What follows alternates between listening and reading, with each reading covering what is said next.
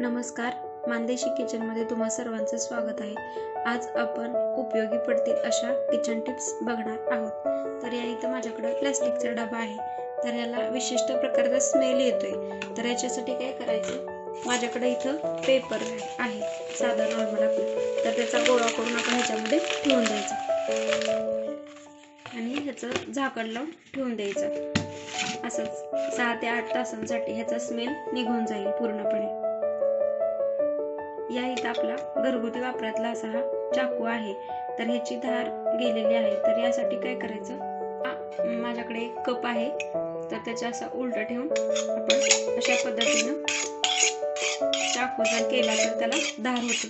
तुम्ही करून बघा. आपण काय करतो, जनरली डोसा किंवा उत्तप्पा वगैरे केल्यानंतर तवा आपण गरम असताना धुवायला टाकायचं नाही. यामुळे काय होतं, गरम असताना जर आपण तो धुतला तर त्याचं जे कोटिंग आहे ते खराब होण्याचे चान्सेस असते. त्यामुळे शक्यतो तवा हा गार झाल्यानंतरच धुवायचा.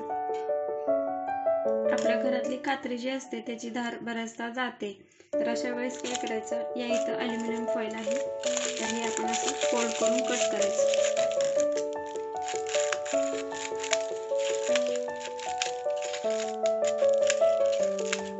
यामुळं शार्पनेस वाढतो. तर बऱ्याचदा काय होतं की आपल्या घरी जो साखरेचा डबा असतो त्याला बऱ्याचदा मुंग्या लागतात.